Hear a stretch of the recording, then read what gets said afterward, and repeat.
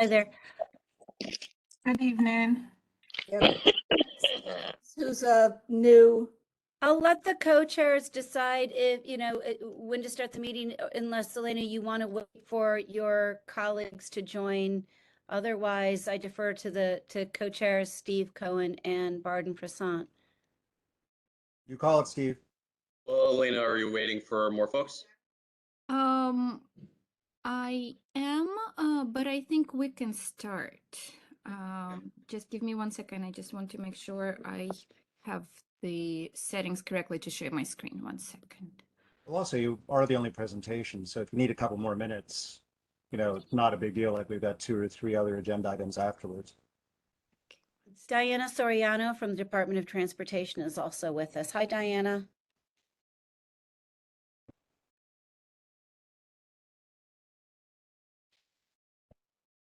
And co-chairs, Chair Joanne Brown has her hands up before you've even convened. Joanne. I can't hear you. Thanks, I lost my touch. Would it be okay if I just say just a few words for a second? I will not hold this up. Yeah, go for it.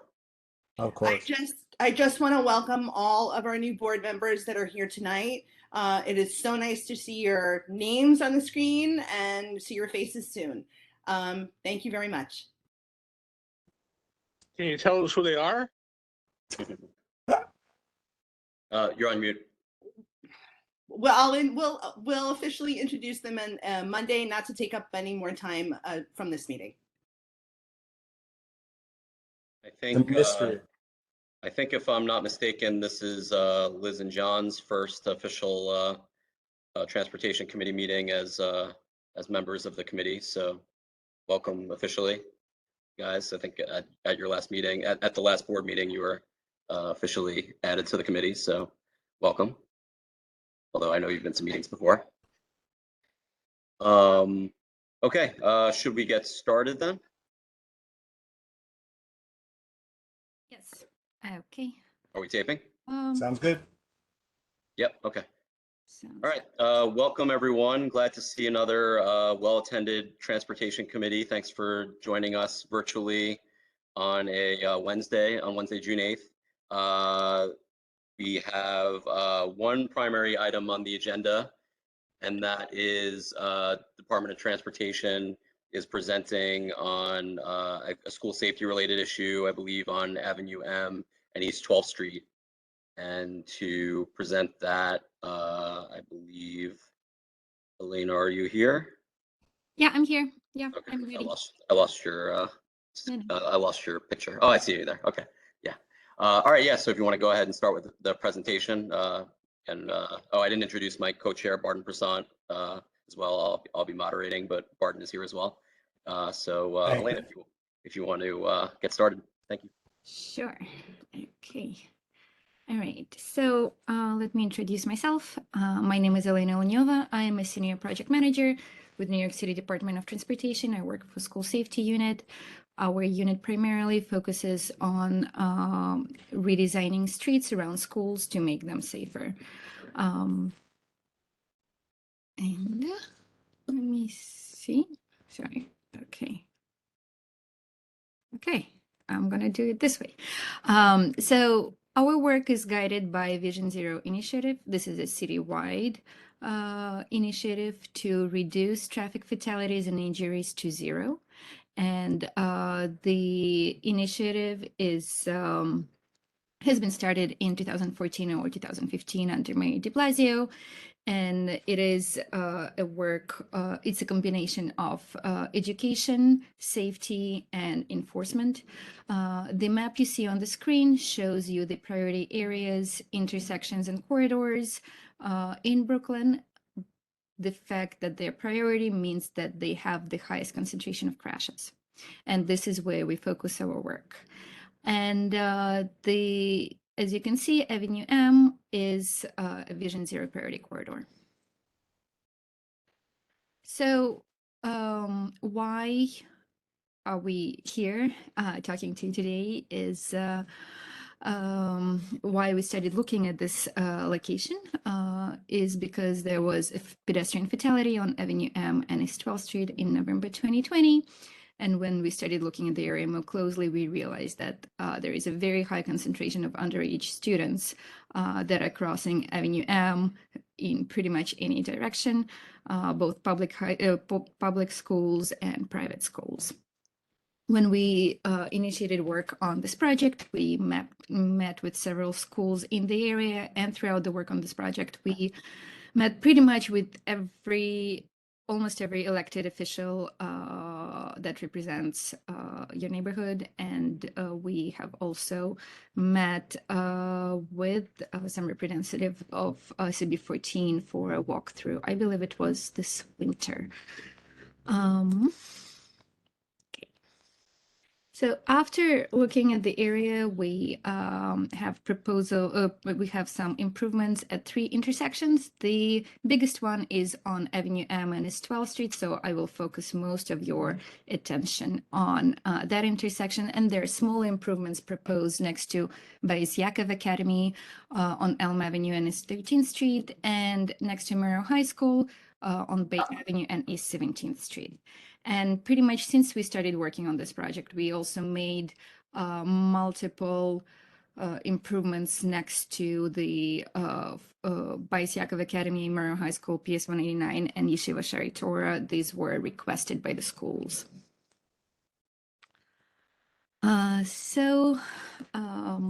This is I will start with Avenue M and East 12th Street. As I mentioned, this is the main focus of our conversation today.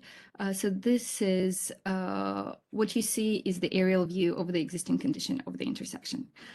It is a complex multi-legged intersection with huge channelized areas in the middle and pretty low traffic volumes on Chestnut Avenue. So this slide shows you all kind of maneuvers that we have observed drivers doing through this intersection at different times of day. Pretty much current design of intersection allows for and encourages bad driver behavior. So you see U-turn, you see very quick turns through the intersections, you see people cutting through where they're not supposed to cut through. I mean, pretty much, I'm sure many of you are familiar with this intersection. It's pretty messy. Some examples of bad driver behavior. So this is a gigantic truck that is being loaded right in the middle of intersection, a car making a U-turn. Just to remind you, the pedestrian fatality that happened in November 2020 was caused by such a U-turn. So now about pedestrian safety condition on Avenue M and East 12th Street, they're far from great. So if you can see the top aerial view, it shows how people cross East 12th Street when they want to walk on Avenue M east to west. So pretty much they are walking for 150 to 200 feet, fully exposed to traffic. And here the photos are showing you a gentleman with a child who is pretty much trying to make his way through the intersection west to east and being cut off by multiple cars. And this is very, very typical. Another issue with the intersection is very long crossing distances. So we're talking about 80 feet on west side of intersection and 65 on the other. This is a very significant distance to cross in one single signal cycle for underage pedestrians and for elderly pedestrians. And there is a high concentration of both in this area. So now I'm jumping straight to the proposal.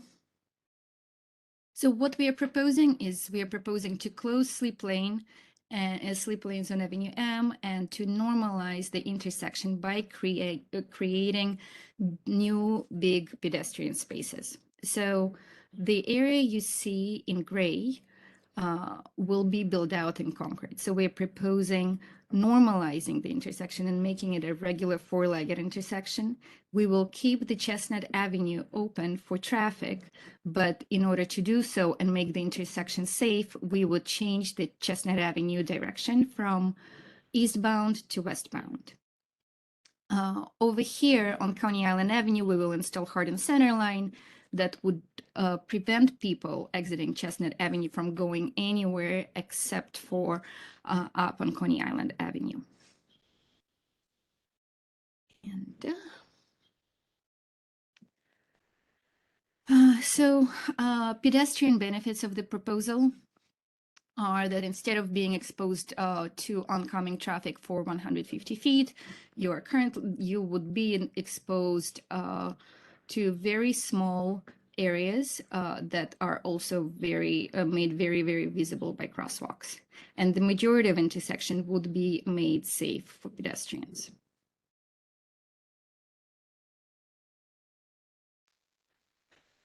Parking impacts are not big here. It will be maximum 2 to 3 parking spots lost. So we will have to remove some parking spots over here to create new sidewalk and on Chestnut Avenue to allow for FDNY trucks to make turns, but we would be able to add spaces back next to the new sidewalk here and here. And construction line of this proposal. This will be a capital project. We were able to find funding for this and add the scope of work to an existing capital project by DOT. This is a complex multi-site project. So the construction for the project is scheduled between 2023 and 2025. Since the project is still in design, I'm not able to confirm more specific timelines yet, but that's the approximate schedule. Now I'm jumping to smaller improvements that I've mentioned earlier. So this one is by Murrow High School, and it was requested by the school. So we've studied this intersection so this is Murrow High School. This is their main entrance. This intersection is 17th Street and Bay Avenue, and we heard complaints from school that kids do not have safe way to cross from school to the playgrounds here, and that vehicles from Bay Avenue are speeding onto 17th Street. We've studied the intersection for an always stop. It just got approved, so we would be installing crosswalks, as you can see in the top graphic right here. And we would be installing a curb extension that would force drivers to slow down when making a turn next to the playgrounds. Now, so this is a much smaller proposal, but a similar one. This is for Beis Yaakov Academy, a small painted curb extension. These are pretty standard all over the city, and we often install them next to schools. They basically increase visibility, and yeah, they just make kids more visible when they're crossing.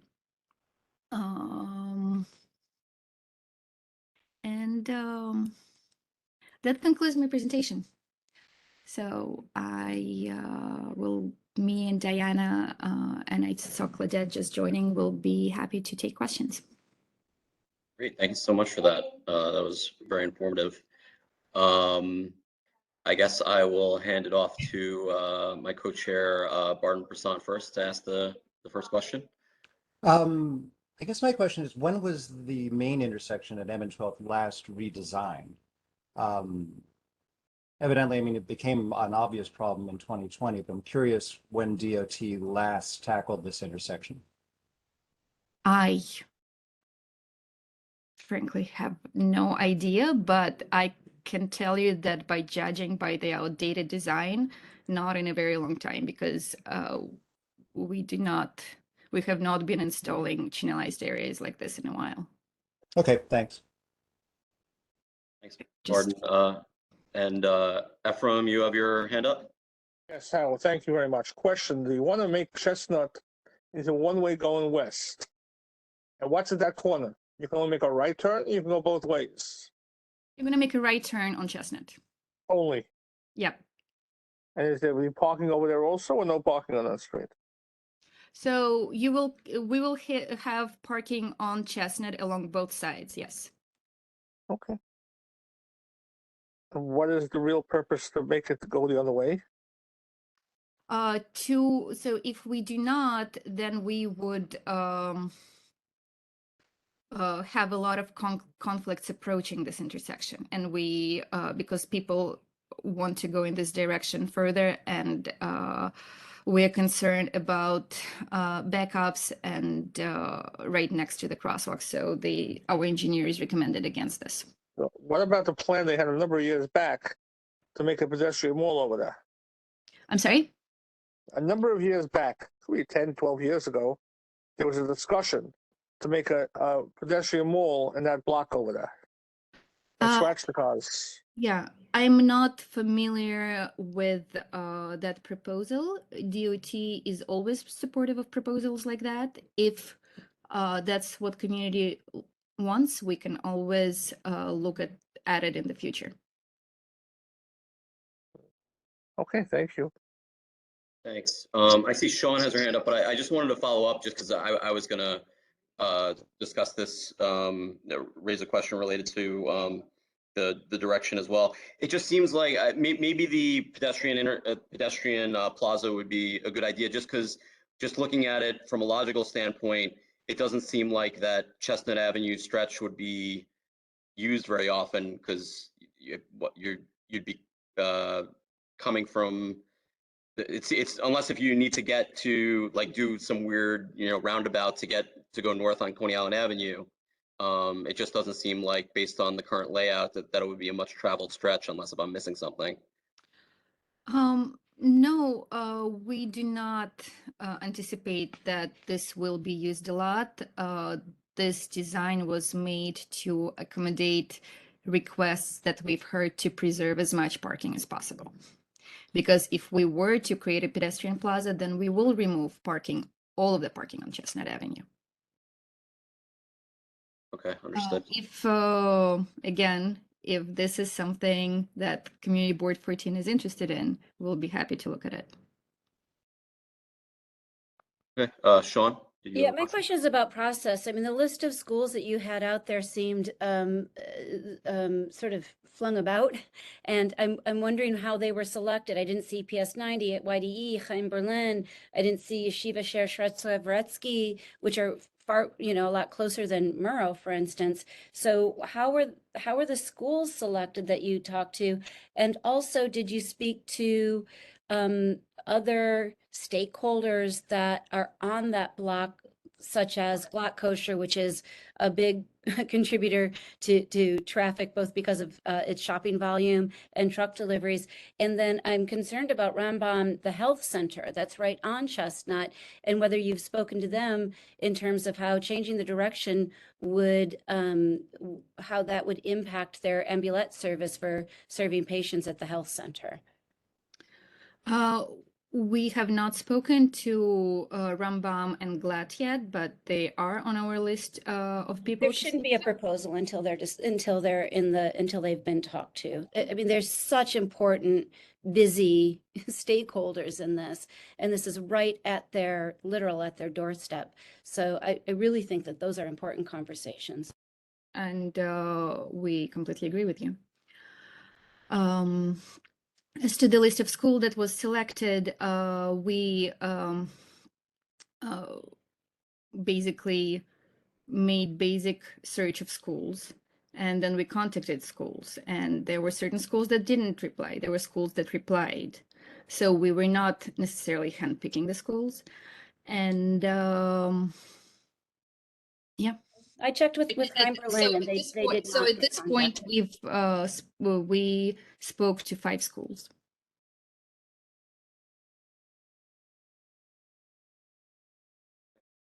Thanks. If there are specific schools you want us to reach out to, please let us know. There's a question in the chat from Dwayne Joseph. Dwayne asks, how many spaces would be lost on Chestnut if it became a pedestrian plaza?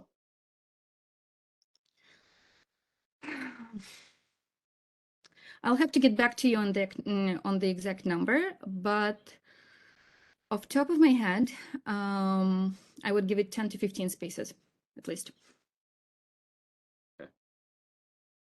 Thanks. Sure. More like, I would say 15 to 20. So you're basically DOT's engineers think it would be a better idea for the traffic flow to reverse because otherwise there's conflict when drivers pull up Chestnut onto Avenue M. That's basically the idea. Yeah.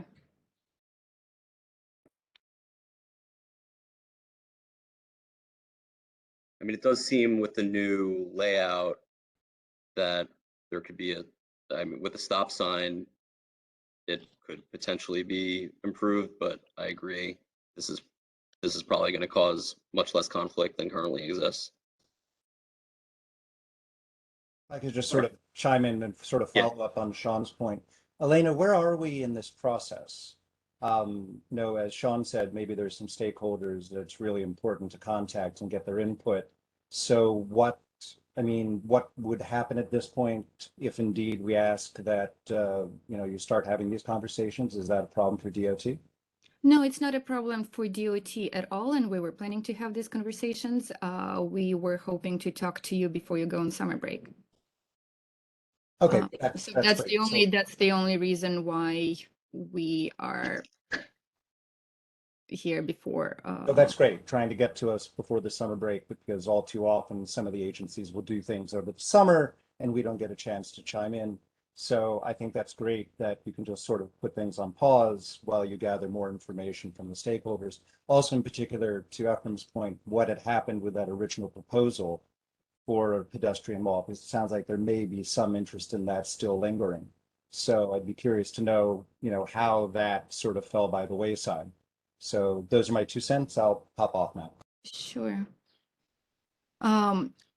Maybe Claudette and Diana can jump in on this because I have not heard of any history personally of pedestrian plaza proposal in the past, and that there was past interest, but so I do not really know the history of this at all. To jump in, adding to Elena's point, I myself, hello, this is Diana Soriano from the Brooklyn Borough Commissioner's Office, did not know of any history regarding the plaza. If I could jump in, I believe, and maybe Ephraim has a different recollection than I do, but I believe that the proposal for a pedestrian plaza years ago was up further on Avenue M by Dorman Plaza, and not on Chestnut itself. But we can go back into the records and look back on that. I do not think, and I think the existence of the health center may impact any consideration of pedestrian plaza at this time at that location. But I'll look at the Dorman Square proposals that I recall. I also remember, Sean, it was Elm coming into Avenue M where they were looking at the pedestrian mall. Right, yeah, that's right at Dorman Square. I can be corrected, no problem. Hi, this is Claudette. Sean, you're correct. That's the location that I recall as well. All right, thanks for that. I didn't see the order the hands went up, so I'll just call on people where I see them. Glenn, you have your hand up? Yes, I just wanted to comment on something that was said earlier. There are quite a few times of day when Avenue M is practically at a standstill, and these diagonal streets, people jump on them to get into Avenue M and save themselves a few minutes. So changing the way this is handled as it approaches Avenue M is probably a good idea. Thank you. Thanks, Glenn. Joe Dweck, you have your hand up? Yes, thanks, Steve. And thank you, Elena, for the presentation and to the DOT. A few questions. First of all, the main reason for these changes, you said, was safety, pedestrian safety. I don't see any justification for that in this proposal of how it's going to make it safer. And my first question is, what other possibilities explored? A, maybe cameras, or B, the speeding, for instance, on East 14th Street by the school, couldn't we have put a speed bump there that to slow down cars to make it safer for students to cross? Similarly, in the change of direction of Chestnut Avenue, I don't see how that happens. And fourthly, why don't, if there's so much illegal U-turns that are happening that are so dangerous, why isn't there not more police enforcement over there? I'll refer to questions about police reinforcements to NYPD. I'm And sorry, that's not sufficient. You are proposing as the primary fix for this, redoing the traffic patterns when it is clearly your main thing was that it was illegal U-turns that are causing the pedestrian problems. So why isn't that being addressed? So, as I've said, illegal U-turns were only part of the problem. The problem is the big channelized spaces in the middle of intersection are used by people in any way they please, and often in a illegal way. So that's what I highlighted as the main issue. What I also highlighted as a big pedestrian safety issue is that people are walking in painted channelized space for over 150 feet. And this proposal will reduce this number 5 times. Why aren't the lights longer also to make it safer for them? We are making crossings twice as short. So by making distances much shorter, we're allowing traffic to flow, but also we're keeping pedestrians from being consistently exposed to vehicles. Why weren't these lights made longer for pedestrian safety? We have a leading pedestrian signal installed at this intersection that allows pedestrians to start walking earlier. And this is a very effective improvement that has been installed on Avenue M and 12th Street. And as a part of this project, we also adjusted the timing of lights for leading pedestrian signal at 4 other intersections on Avenue M.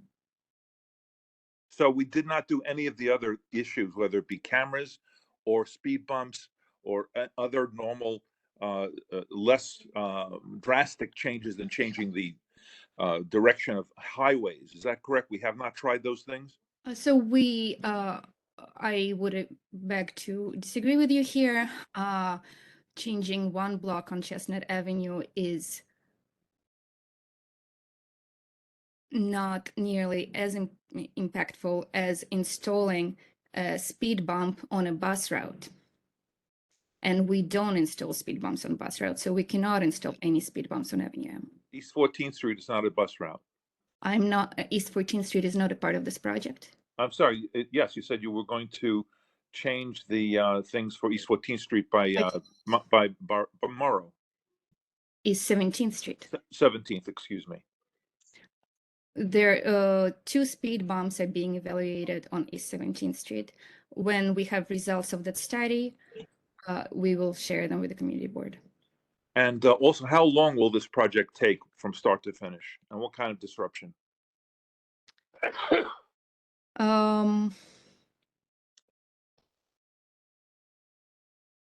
This is a capital reconstruction of the intersection, so it will take some time. Without consulting with Department of Design and Construction, I'm not going to give you estimates because I don't want to make them up. We can get back to you on this. But the construction will be taking place between 2023 and 2025. So we really didn't give me an idea of police enforcement or those other changes, did we? Diana, would you like to speak to this? So thank you for your questions. In terms of police enforcement, DOT can, and as well as the community board, can make the precinct aware of the traffic violations that are occurring.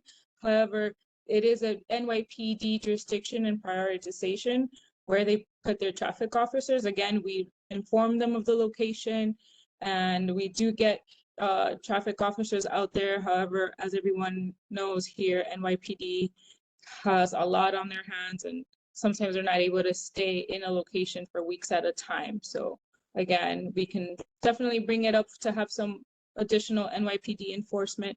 However, as Elena stated, a lot of pedestrian and driver behavior that goes against traffic laws occurs here. So we want to prevent.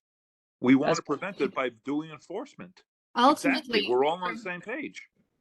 our goal as an agency is to design intersections so that they're so effective that they do not require enforcement by humans.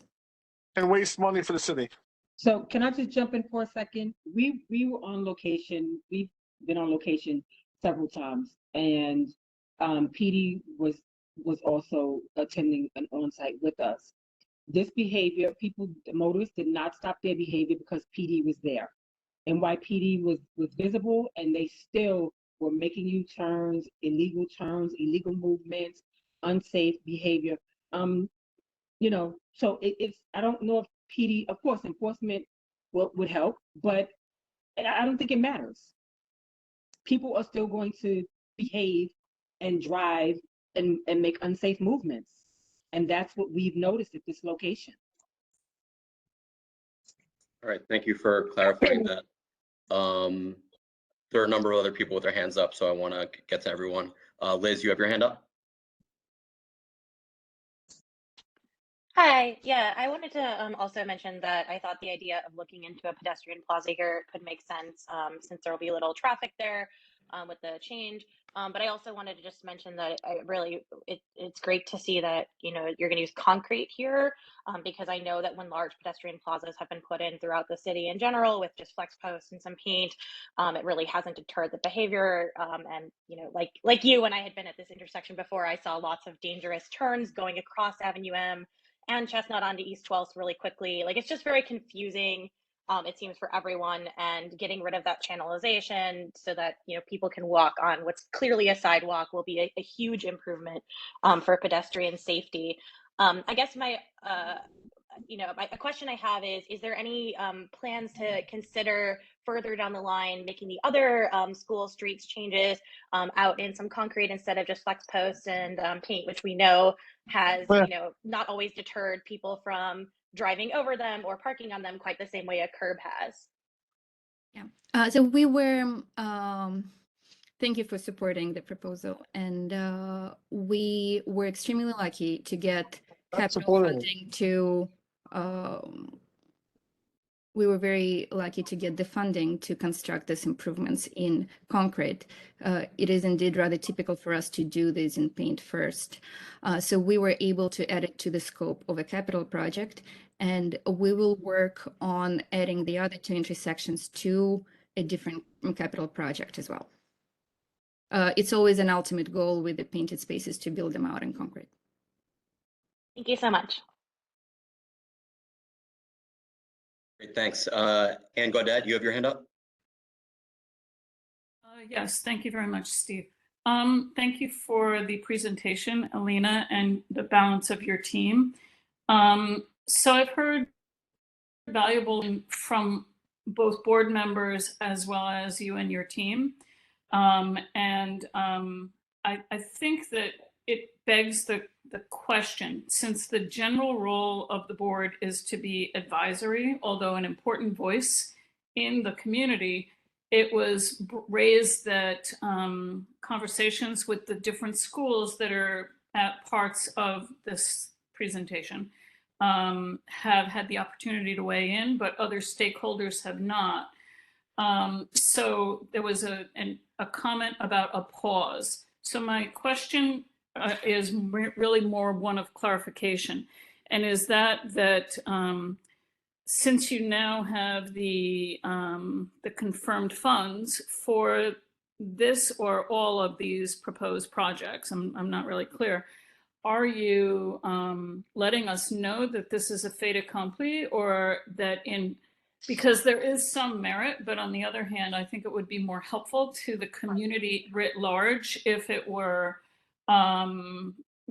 more inclusive of the necessary voices, because clearly when pedestrians are getting killed, actions need to be taken, but it sounds like you're more at the starting point despite having secured the funds. So is this a summer pause or not, which would allow you to obtain more of those, the input that should be clarified is really my point here. Thank you so much for the presentation. So we will be doing more outreach. If you would like us to reach out to specific additional stakeholders beyond Gladmart and Rambam, please let us know. I do not know about the pause, but we will certainly be doing additional outreach. As to whether this is a decided solution, at this point, we are collecting feedback. We also can just not do this project at all. That's a consideration. Diana, Claudette, would you like to add to this in any way? Hi, this is Diana. No, nothing to add at the moment. I think you've explained it very well. Nope, you said it best. Thank you so much. We appreciate everyone's time. Thanks. I just wanted to mention Troy Olson, Legislative Director from Councilwoman Ina Vernikov's office is here. Troy left his info in the chat, so welcome, Troy. Moving on with questions, I see Mehdi, you have your hand up. Hi, thank you so much for the opportunity, and I appreciate the presentation, Elena and other DOT people. I think this is a major improvement. I've been in that intersection, and I agree that we have to separate the design issue and management issue. I think management can reinforce the improvement, but design, of course, has its own place. I would be very supportive of converting that triangle to a pedestrian plaza instead of just wasting space for some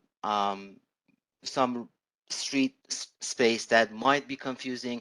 And I agree with Glenn that this might actually be used as something that drivers might use it for going to different direction, changing minds, which is basically makes unpredictable behaviors much easier. So we want to avoid unpredictable behavior. So if we close that spot and convert that to a pedestrian plaza, I think there's a benefit. I think it would be a missed opportunity if we don't do it, especially because that's the raised curb. There is now is a dead space, but if you connect that to that triangle, you have more space, more pedestrian space, potentially that, with some benches, that could be an improvement for the neighborhood. And now that the capital improvement is happening, I think we should really focus on that, because instead of just leaving some space there that could be dead, you can bring some people and provide some safe space for pedestrians. I would also suggest the intersection of 12th Street and Avenue M. And would you please go to the previous slide? I think that this slide. So we see two major intersection with Coney Island and Avenue M, and also 12th Street Avenue M. You can raise those intersections. That will slow down cars, and again, I think will provide more safer space. And that triangle, the entire triangle, would be very usable if it is a pedestrian space. I don't think, because the main purpose of this project is pedestrian safety, we should really focus on that and bring pedestrian here and provide that space for pets. I like the idea of raised curbs. I think that can happen also on the Coney Island intersection. Maybe some bulb out to again slow down cars and regulating the turns. That would be my comment. Thank you.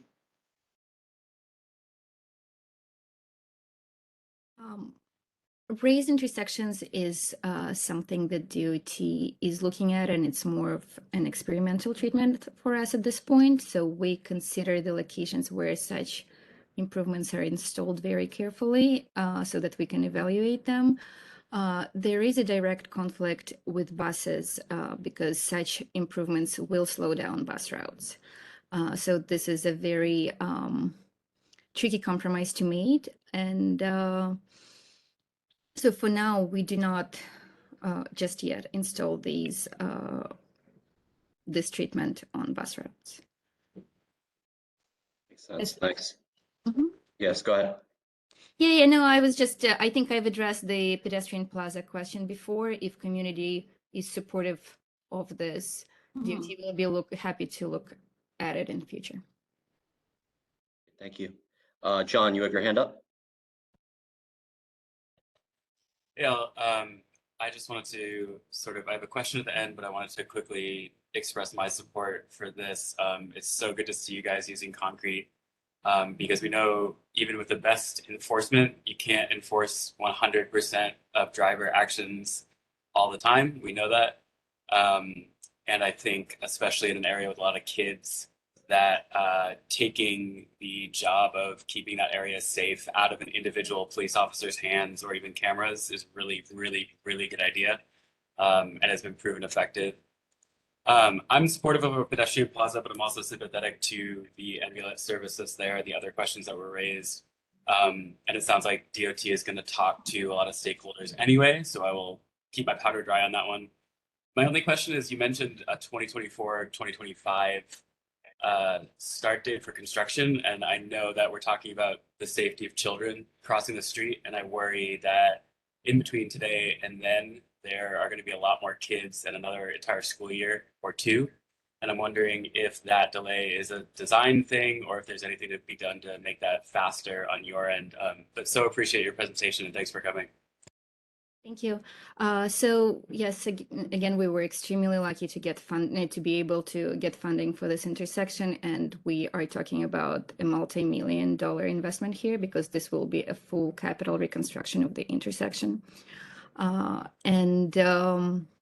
The thing is that this proposed design would also require a lot of signal work.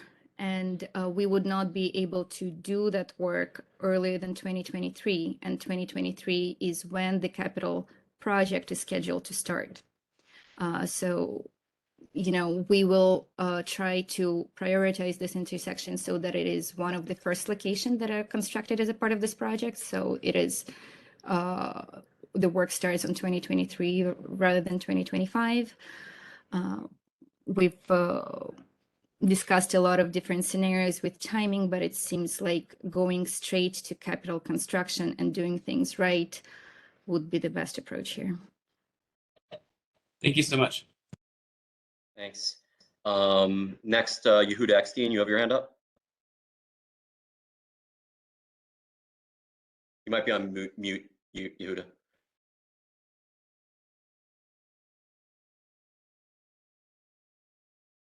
I can't hear you. No, looks like you're still on mute.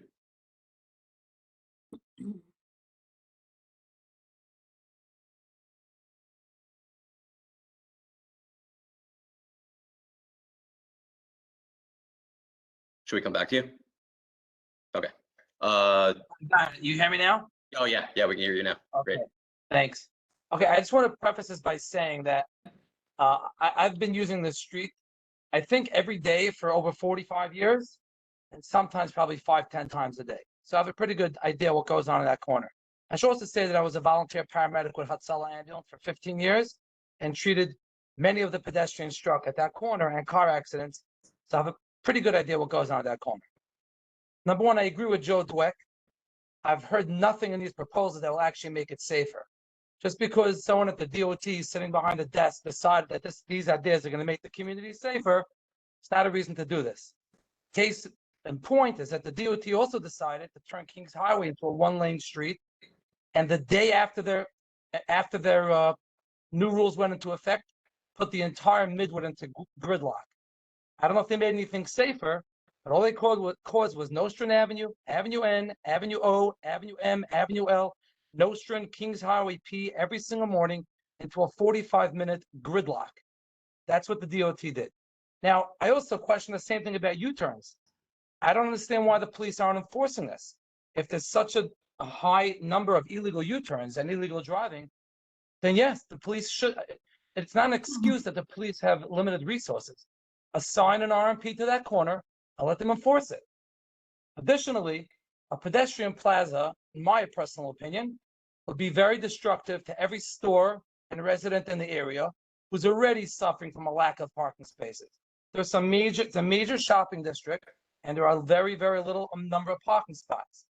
Number one. Number two, a pedestrian plaza is going to increase crime.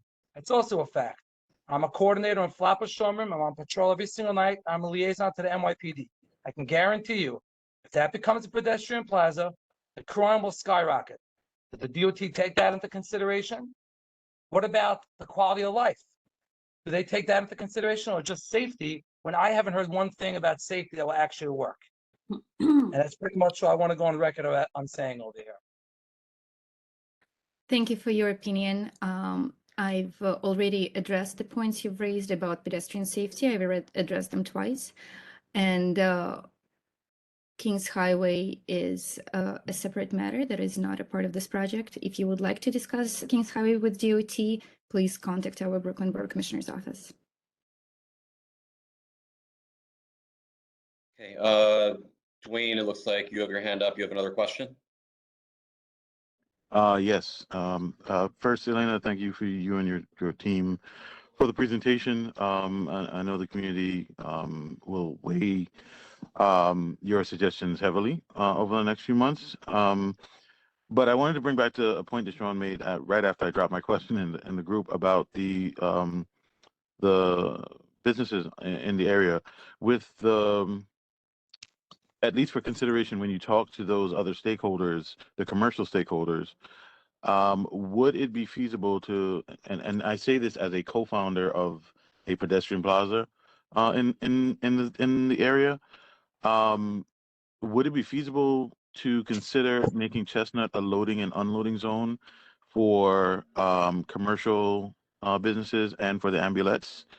And just to a point that Yehuda just made, I have to push back and disagree that pedestrian plazas, somehow make areas more dangerous. Actually, there's no statistics that shows that.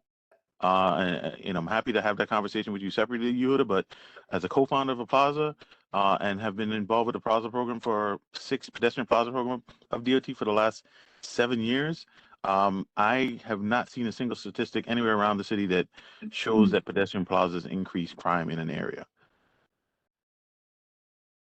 That's my 2 cents on the lot.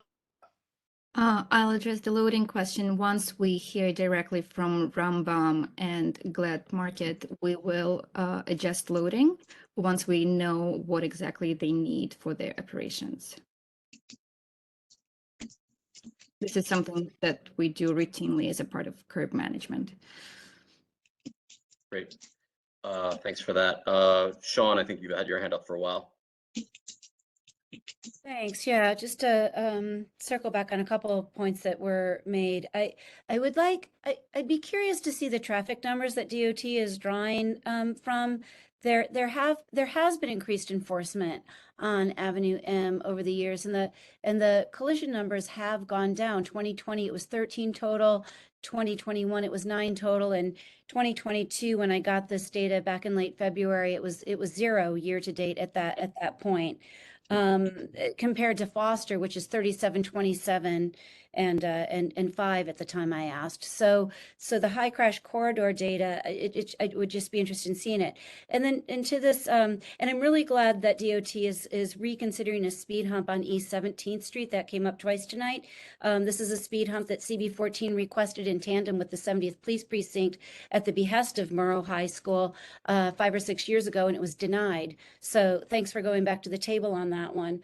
As far as you know, schools and other stakeholders, I will provide some suggestions for other people to talk to, like Kojo, for instance, and other stakeholders that are active on the block. But I'd be curious as to not only which schools you spoke to, but what their input was. I know YDE was pretty unhappy about not having some of the requests that they made of DOT considered, and then DOT went to speak to them about this, and so that felt like a slight to them.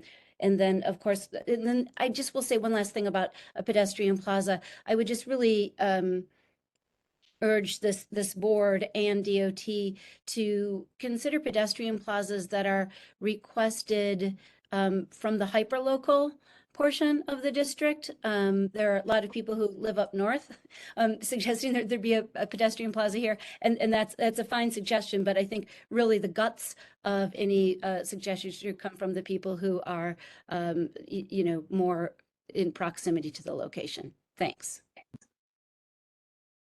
Can you spell out the acronym you said?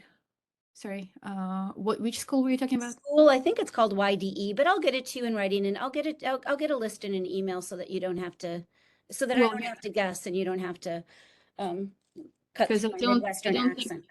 I don't think that as a part of this project we spoke to any school that was YDE, unless you. Well, that's a little baby school on the right on the corner, right across the street. It's on the corner of Avenue M and East and Coney Island Avenue, the white building with the blue trim. Yes, so we spoke with them yesterday. I spoke with them personally. They were supportive of this proposal for redesign.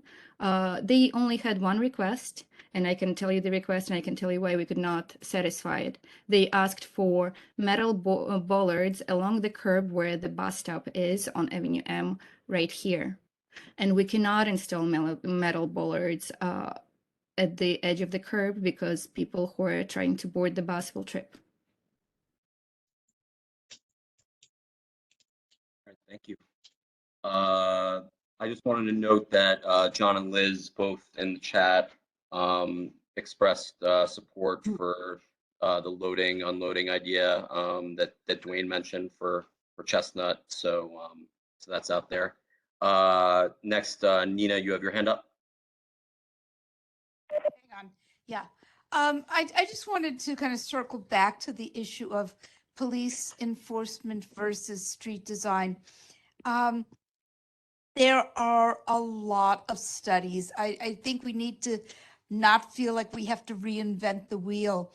There are a lot of studies. There are studies from other parts of the United States. There are studies from other countries where they have found again and again and again that by redesigning streets, by making illegal moves more difficult, by doing things that calm traffic and make drivers have to stop and slow and think about where they are going, that these kinds of structural changes are far more productive than trying to have a police officer out there enforcing. What part of it is because by the time a person has done the dangerous move, that officer now has to figure out how to get to the driver, stop the driver, confront them, etc. And we know that unfortunately we've had, you know, a number of incidences, not just in New York, but in other places where when police start confronting drivers, it does not always end well, either for the police or the drivers. It can, you know, and so the less that kind of method has to be used, the better. And if somebody swings around and makes a dangerous move, and there's, you know, somebody pushing a child in a stroller or struggling to get across the street with a walker, and the driver hits them, it doesn't matter if there was a police person there. The pedestrian has already been injured or even killed. So, Joe, I just think, you know, that you need to really look at the studies regarding street design and anybody else who, you know, is naysaying these changes. I think it's been a long time coming, and I hope that we're going to see these things. And thank you for the presentation. Thank you very much. Thanks, Nina. Liz, you have another comment or question? Yeah, I was just going to mention, I didn't say this super clearly the first time, but you know, I having watched people make U-turns at this intersection, it has always been my experience that people do it when there's less traffic, either late at night or kind of in the middle of the day. And every U-turn I've seen swing has been from Avenue M all the way through the channeling and then kind of into the space of Chestnut Avenue. And so that's why I think that this concrete will really help, is because by narrowing the space you have to make a U-turn, you can't take it so quickly, and that hopefully slowing down anyone who still decides to take one illegally would, you know, help make it safer for people crossing there, and just, you know, help reduce, you know, achieve that Vision Zero goal that I think everyone here hopes to achieve. So I just wanted to, you know, mention that was like specifically, that's why I think that this concrete will help, and not just in some abstract way. So thank you so much for the time. Thank you. I just want to mention something that I forgot to address. So far we showed this proposal to 4 schools, 2 of them public schools and 2 of them yeshivas, and all 4 schools were very supportive of this proposal. Just to clarify, which schools were those 4? Sure. PS 199, Merrill High School, Yeshiva Shari Torah, and I'm sorry, I'm blanking on the name. The yeshiva in blue and white and blue building on Avenue M and Coney Island Avenue, the one that I just said that requested metal bollards. Right. I can provide the name. We got that. Okay, thanks. Anne, you have your hand up? I said a question about Bais Yaakov. We have not shown this proposal to Bais Yaakov yet. Their main rabbi is away. So we will be scheduling a meeting with them after June 11th. All right, go ahead, Anne. I think you're on mute. Thank you, Steve. Yeah, so there were different options, some of which are perhaps not, that would not be viewed as regular items that would be considered. One of the issues that represented a negative for this was the idea of not putting speed bumps across a bus lane. So if we're looking at ways to consider this project favorably, is there a reason why the bus lane alone, which has timed, generally it's from 7 to 7, would be not allowed to, let me not make it a double negative. Is there a way to forgive putting a speed bump across the entire length of that road, that avenue, but rather not putting that impediment on the bus lane? So if you're looking at different options, changing loading zones and various other things, perhaps that would be one way to promote the safe transit of people via the bus lane, but not by not obstructing it with a speed bump that could be across other lanes. Thank you.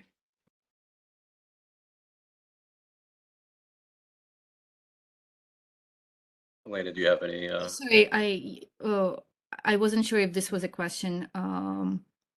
Stephen Barden, may I jump in before before DOT considers that? Because at one of the site visits, or maybe both of them, the idea of installing a speed hump on Chestnut before this idea of a conversion to westbound was put forth. We raised that. I raised that with Ina Vernikov's office, and we were told by DOT that it would take 5 years to put a speed hump in, so they weren't going to consider that as an option to increase safety on Chestnut, that this would be a more expeditious approach. So I don't know if that's still the case, or if that could go back into the hopper for consideration. Thanks, Sean.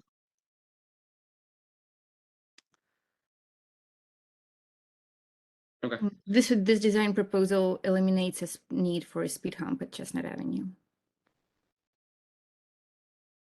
Okay, I see Glenn Woolen, your hand is up. Thank you. I don't know if this is the best possible solution to this problem, but I do think it is an improvement. My comment has to do with the large section on the southwest corner. That's quite a bit of real estate. I'm hoping that you're considering some type of vegetation, trees, or something along those lines if this project moves forward. That's it. Thank you.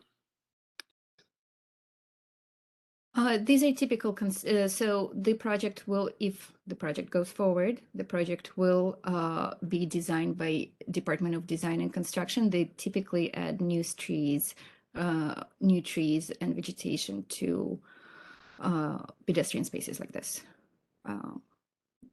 But this still needs to be properly designed. So, but typically, yes. Thank you. Great, thank you. Yehuda, I see your hands up again.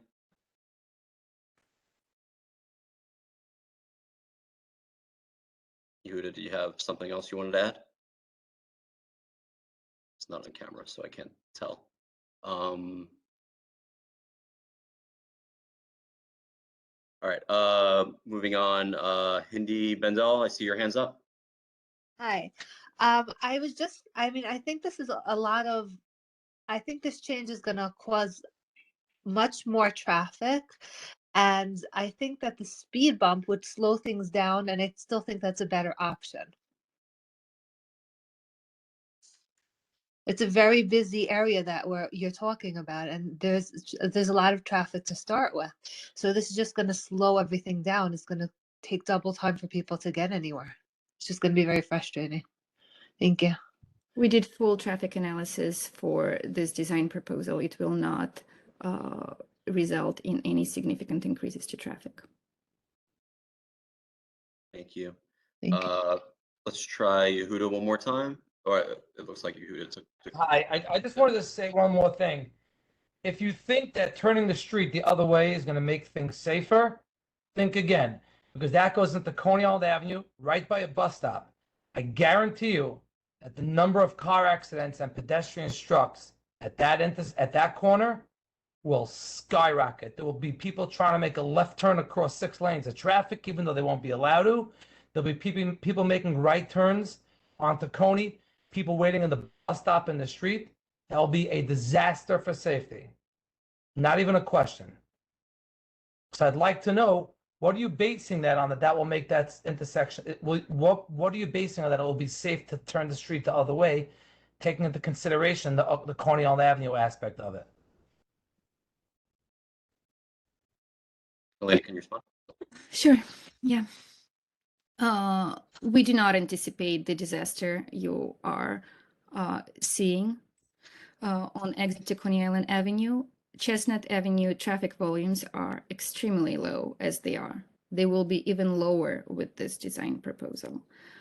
So no, this has been reviewed by multiple engineers, and the issues you're flagging were not flagged. As to pedestrian safety improvements, I think I've spoken extensively to the pedestrian benefits of concrete sidewalks and pedestrians not being exposed to traffic when they're walking.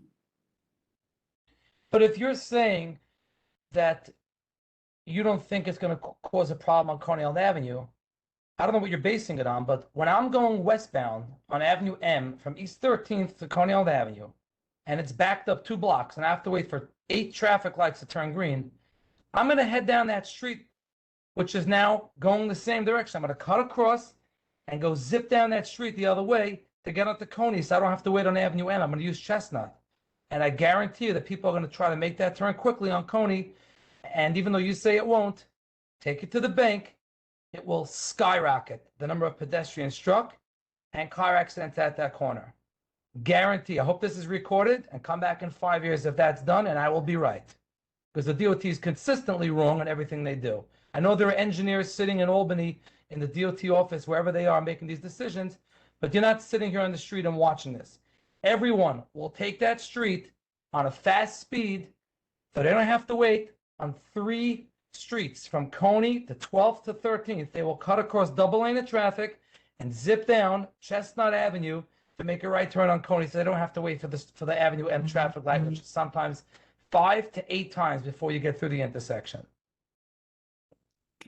Thanks. So just a couple of words about DOT engineers. They work in the city. We do extensive observations. We collect a lot of data. We collect data at every intersection we look at. So here, full traffic analysis was done. And there are tons of videos that are also watched. So people do actually really look at what is happening on the street.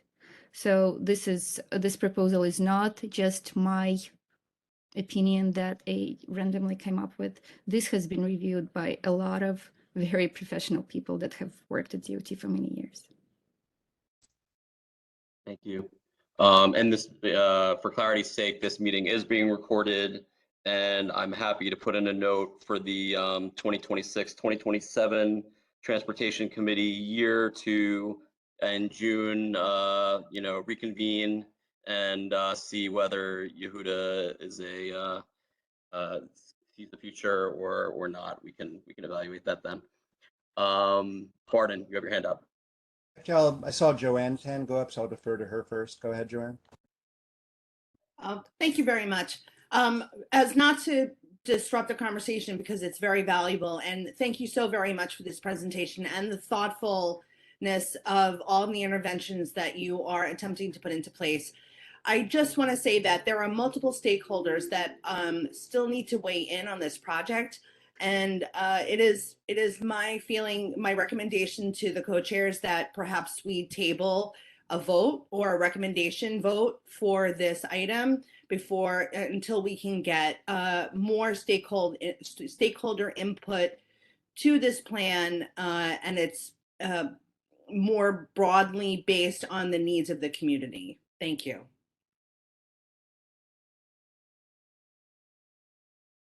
Reasonable. Barton, do you want to follow up? I mean, Elena, you've been peppered with a number of questions here and have come up with a number of possible additions, amendments, alternatives.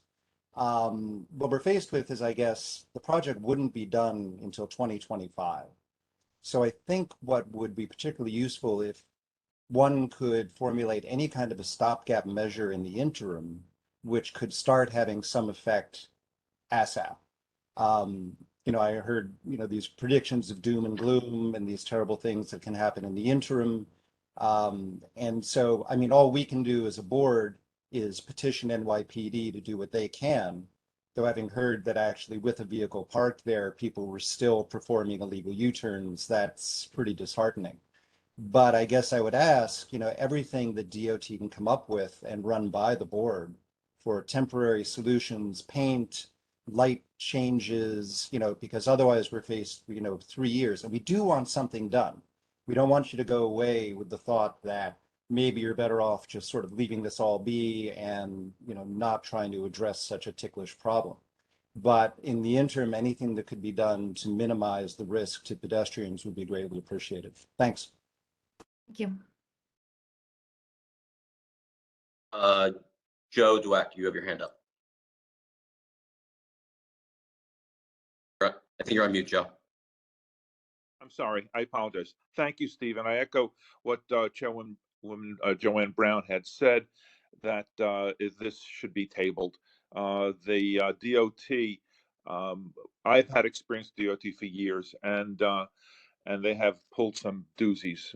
In my particular office and warehouse in Long Island City, they actually sent the entire 3 lanes of the LIE down my side street the wrong way, on a cobblestone street, which we used for our 15 trucks and the neighbors' 20 trucks. The entire LIE going down to the Midtown Tunnel. So I don't have the confidence in the DOT engineers that you all other folks have. Also, Avenue M is my home also, and I know it too well. I'm sorry, I do not trust that that enforcement is enough. That car is not enough. It has to be active enforcement. The DOT did not know a previous study. They did not talk to most schools. They don't know how long the thing is going to take. They do not, nor did they really say to us how their changes are going to stop the U-turns. By the way, and there was zero this zero collisions this year. So what happened this year that it became much more safer than the other years that they studied? So yes, I really, really echo and applaud Joanne Brown's proposal. Thank you. Thanks. Well, sorry, since my name was mentioned, I just want to say I have great confidence in the Department of Transportation that this is a thoughtful project. I merely think that there are stakeholders that haven't been reached out to, and that was brought to the forefront by our presenter. And that is the reason why I am recommending it to be tabled and up to the co-chairs. Thank you. Thank you, Chairwoman Brown. Liz, you have your hand up. Yeah, I was just going to say that if there is a, future traffic apocalypse where people are making left turns when they're going westbound on Avenue M, it seems like there could be a way to prevent making a left turn from Avenue M to Chestnut Avenue. You'd still be able to get to Chestnut Avenue by going eastbound on Avenue M. Seems like there are lots of options that don't preclude making these safety changes now. Elena, was there any consideration to preventing left turns onto Chestnut, or is that not something that was considered? I mean,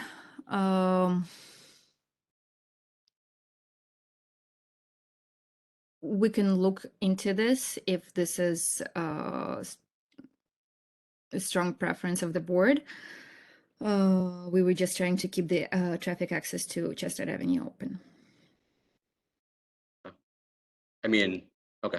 Yeah, I was just gonna say it's not a strong preference that I have. Just I heard some concerns about people, running down, speeding down this, and it seems like that could be an easy thing to do down the line if something, I don't expect from observing it that I would expect there to be a long run like that, but just if that did happen, seems like there are other changes that could be made on top of this to prevent those problems if they happened. And we can always add a bend turn to the project later if it is necessary. Great, thank you. Sean, you have your hand up? Yeah, I keep going back and forth on saying this. I've been thinking so much about what, DOT projects and resistance that comes a lot of the time. And my concern just is that sometimes it seems as though DOT does design these projects for the specific location and it's siloed to that location. So I got that feeling. I got a bad feeling, Elena, when you responded to Yuta Eckstein's comments about Kings Highway. And then I was thinking too about the project that went in and around 2014, improvements on Coney Island Avenue from about L actually down to P with the installation of pedestrian islands and LPIs and stuff like that. And so it worries me a little bit that I hope that there's some consideration into potential unintended consequences and some consideration as to how these projects relate to one another, because and if it's not a strong preference to ban a left turn, but did you even model it? Are we looking at different ways of installing this design before a final best solution is put forth? So that's not a question. I don't mean to philosophize about DOT, but the whole concept of unintended consequences and how these projects relate to one another, it bothers me a lot all the time, and I try to figure it out unsuccessfully. But just knowing that consideration is going into this project would be helpful. Well, I will speak specifically about this project because I know a lot about it. There were several design proposals that were considered very carefully, and this was ultimately the best design proposal that we have to show you. As to banning the turns, we always ban the turn. We always model things before we ban turns. I'm not going to speak about Coney Island Avenue in 2014 or Kings Highway, since I was not working on them. Claudette and Diane, if you want to talk about this, please. It's saying I don't have the history behind those locations, but I'm more than happy to learn about it with Sean on a separate day. or with anyone who would like to come aboard. So Sean, we can, if there are issues, we've been visiting Kings Highway quite often. We know there were still some adjustments and tweaks that we needed to make. So we haven't walked away from the project completely. We're still monitoring it. And the other location on Coney Island Avenue, if there are issues there, we're happy to sit down and go over any issues that are taking place there. Thank you. See, Ephraim, you have your hand up? Good evening, how are you? So here's my thoughts. There's a thought on the table now, table the whole thing for a while. What would happen if on Chestnut Avenue, they put a speed bump in next week and see how it goes? It only takes them 10 minutes to put it down. Once the order goes in. Instead of DOT dragging out its feet, put a speed bump in down and see what happens. So can I just chime in? This is Claudette. So with speed humps, it's a process. It's not an overnight. It's not. It's not a process. It's an overnight thing. I've seen it done. Don't give me that nonsense, okay? Please. Could you please not cut me off? I didn't wake up yesterday. Okay, so can I respond? May I respond? Go ahead. So with speed humps, there is a process. We actually come out, we conduct a study, we take in consideration the length, the width of the roadways, utilities, curb cuts, stop signs. Okay, so let me tell you something. Since you cut me off, if Mayor tomorrow will tell you put a speed bump in front of Gracie Mansion, it'll be there, right? Hey. So we're telling you for 1 year. It's nonsense. Test it out and see what happens. That's all I'm asking. Ephraim. Yes. I mean, you heard me request that they come to us with whatever they can that they can do as a stopgap measure. It's fair for us to ask. Please let me finish. It's fair for us to ask if they could possibly include that as one of the stopgap measures. And if not, they will give us a reason. But I think we're all in agreement. Something has to be done now.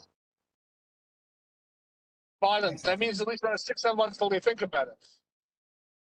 I hope you're wrong, but this is what I think we need to do at this point. I know DOT. You call them up, they drag their feet till they're ready to do something. Again, if Mayor Adams said put a speed bump in front of Gracie Mansion tomorrow, it'll be here tomorrow. You and I both know it. We can't exactly make that happen. So at this point, I would just ask you for some patience.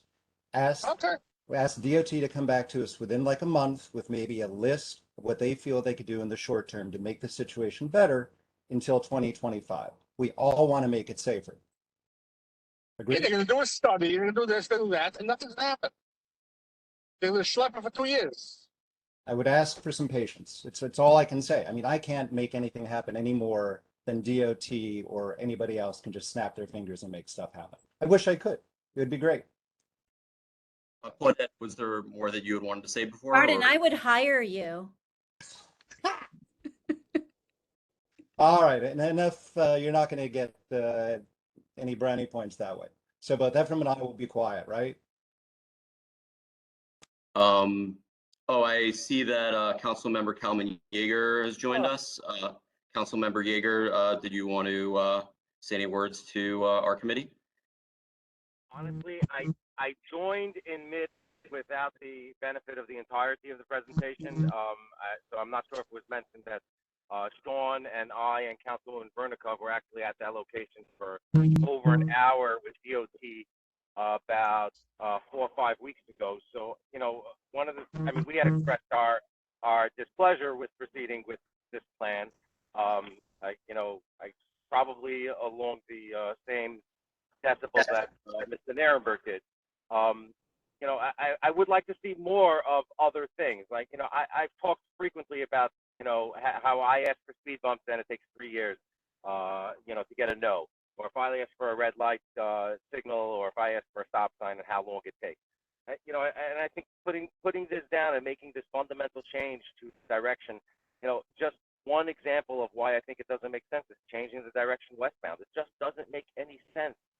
Why we want the direction of that street to be westbound? I don't even understand what we're trying to accomplish that way. Except possibly more traffic, but it certainly wouldn't be helpful to have cars coming out onto Coney Island. I just don't understand it. They haven't presented any evidence whatsoever that as it is right now is unsafe. So, I do want to hear more. And Sean, as those of you know that I'm a former member of this board, a former voting member of this board, still currently a member. Sean has my proxy on this stuff. I trust her immensely to talk about this all the time. She knows where I stand, so we stand together, and we're trying to make the community safer, but not just by having DOT folks whose job it is to come up with stuff and drop them into neighborhoods without any concern whatsoever with whether or not the neighborhood actually needs it. Like, I'm happy to have transportation fixes and corrections, but where they're needed. And this does not seem to be happening in that way. It seems to be that it's just, somebody was tasked with coming up with stuff, and where do we drop it? Oh, let's drop it over there on Avenue F. I'll leave it at that for now, and I do want to continue having the conversations with DOT and the community board in a real fashion, not just a presentation of a fait accompli. Thank you for that, council member. Elena, I'm not sure if there was anything that you wanted to add in response. I think we spoke extensively about pedestrian safety issues at the intersection already. And I mean, I just want to say, I have no idea. Chair, I just want to say, I don't know how many people are on this call and are listening to this meeting. I can't possibly imagine how many people understood that answer, but I didn't. We've already spoken about it. I'm not asking for more, discussion about it, but what I'm saying is that this plan was designed to simply drop it on Avenue M without concern for the necessity of it. And I'll leave it at that, and I hope that DOT is open to continuing real conversations about it. Councilmember, again, thank you for your feedback. We are, Diana and Claudette are here today representing Brooklyn Borough Commissioner's Office. We can definitely continue our conversations offline. Okay. Thank you. Thanks, Chair. Thank you. Appreciate your input, Councilmember Yeager. Dwayne asked a question in the chat. He's wondering if DOT can get the 70th precinct's feedback on DOT's proposed changes to the intersection. Is that something you're planning on doing?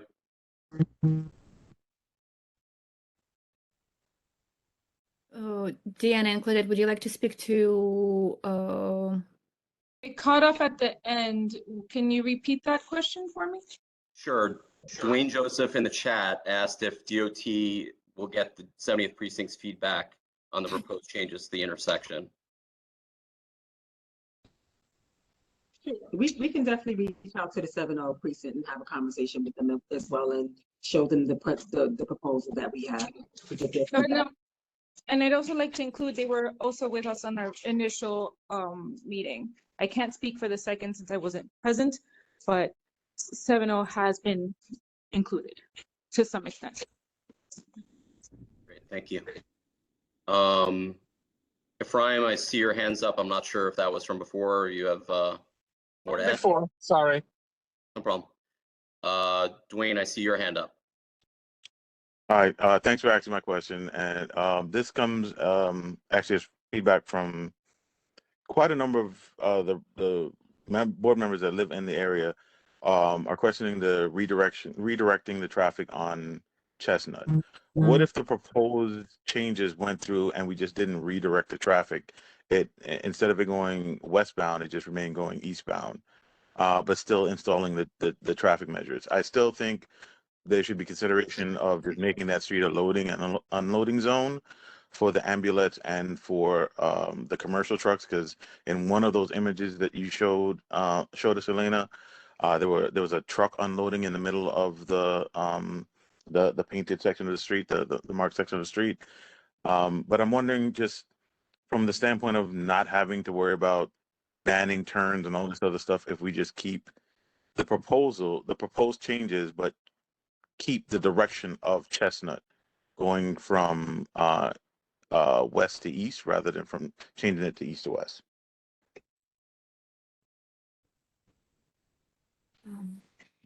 So the ultimate we went for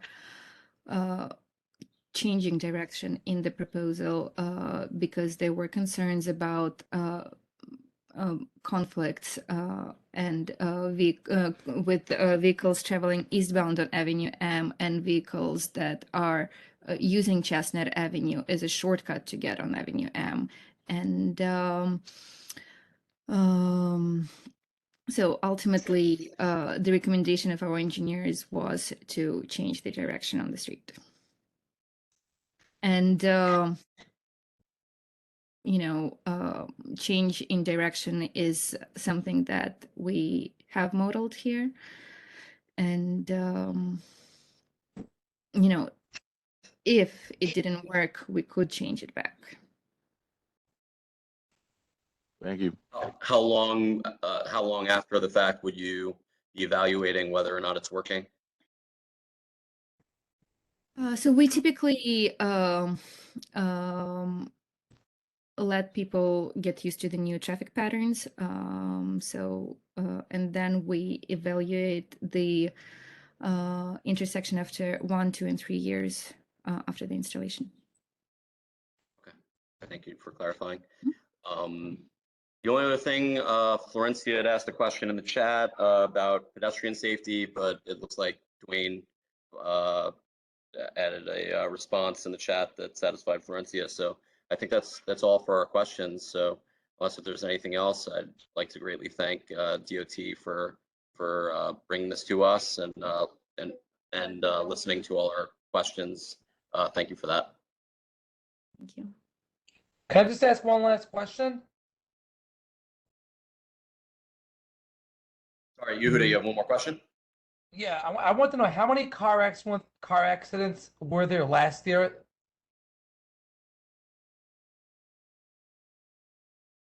I don't have this number on me right now, but we can send this information to the board.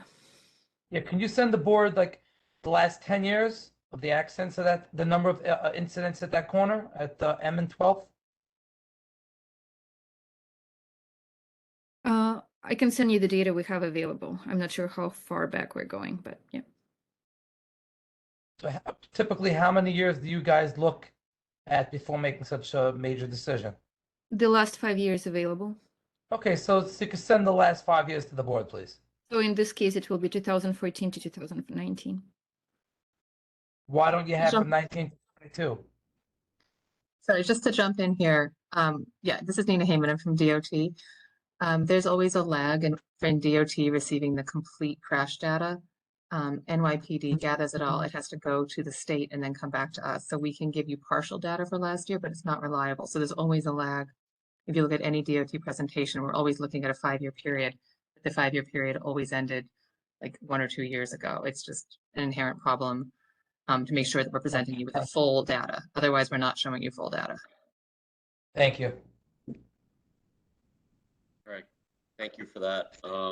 And with that, I think we can wrap up. Thanks again to DOT for coming by.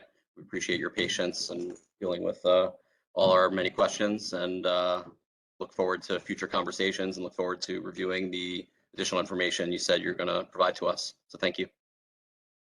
Thank you. Thank you. Thank you. I think this was the main item on the agenda. There was something for other business. The main thing that comes to mind for me is I think for those of you who are transportation committee members, I believe Council Member Lewis's office sent around an email inviting CB14 to join a transportation town hall that's taking place tomorrow evening. So hopefully transportation committee members receive that email from the board office. If not, you can feel free to follow up with the board if you're interested in attending that tomorrow evening. Barton, was there anything else you wanted to raise before we close out? Not really, just since we gave them extra homework to try to come back to us with a list of mitigation measures that we can do in the short term, I guess it's sort of incumbent upon probably you and me to go back over this video and generate a list of the questions we would like them to address. It's hard for Elena to come up with, immediate full answers to some of the really deep questions that we've been asking. So I think, maybe if we put in writing, and CC the pertinent parties, the list of, questions such as, why Chestnut has to go in one direction, not another, just ask them to provide a little more full explanation for why those changes are being recommended. It'll just give us a little bit more food for thought. So I'm happy to do it. I can sit quietly in front of my computer and listen for 90 minutes to myself blather on. But if you've got nothing to do sometime, you and I can sit down and take it on. Just a thought. No, I think that's a great idea. Like, rather than just relying on memory and hoping she'll get back to us on everything that she said she would, having a documented list sounds like. Yeah, I think if we provide a list and they can just, we'll pull it bullet point answers, and then we can pass that on to the entire board, because there's so many people here and then the members of the public who seem to have questions and ideas. I think it'd be great if we could just pass on verbatim a more thorough answer from DOT to each of those issues, just so in our spare time. Thanks, Farden. Glenn, you have your hand up? I do, thank you. Usually when we have a committee meeting that is something more than just getting information. In this case, there's something to be done. Usually try to establish some type of consensus as to what that something is. I don't totally disagree with Barden, but that isn't a consensus. That's one person's opinion. So I think it behooves us to try to come up with a consensus of what the board members think the correct next step might be. Thank you. And I thought that was iterated, that the next step was to to allow DOT the time to engage with additional stakeholders on Avenue M and in the community, bring the additional information and answers to the questions that are pending back to the board, invite them back to rehear the proposal with the additional input. Did I miss that? Again, that was one or two people who were leading this committee suggestion. And it may not be a bad suggestion. I thought I heard it from a multitude of people and from DOT. Is there something else board members would like to do? We haven't heard from businesses on the street as well, by the way. That's what I mean by other stakeholders, yeah. So this is Joanne. So then let's go ahead and take Barden's recommendation to formulate a bullet list of questions, and then wait for stakeholder interaction with DOT. And let's make that a motion before this committee for a recommendation to the full board. Is there a second? I wasn't clear on what it is we're voting on. Please say it again. My apologies.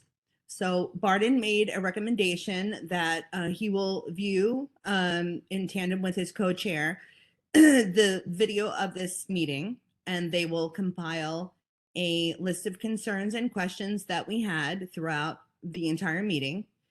And then we will wait for DOT to interact with the additional stakeholders. And that would be the position of this committee's recommendation. So we're waiting for stakeholder to interact with DOT, and we're going to compile a list of questions that will go to DOT for them to analyze in their plan. Does that help, Glenn? Well, and then after that, what happens? Then we convene another meeting of the Transportation Committee to review that before present. Yes, well, we're going to expect DOT to come back to us with stakeholder information. And the answers to the answers to the pending questions, and we would try to schedule that in September. Yes. I would second that motion, Joanne. Glenn, I like that one. That works for me. Thank you. Thank you. So it's up to the co-chairs if they agree with what I've proposed. Yeah, I mean, I'm happy to. Yeah, that sounds good. Yeah. I guess is there so we could put that motion out there. Is there anyone opposed to that motion?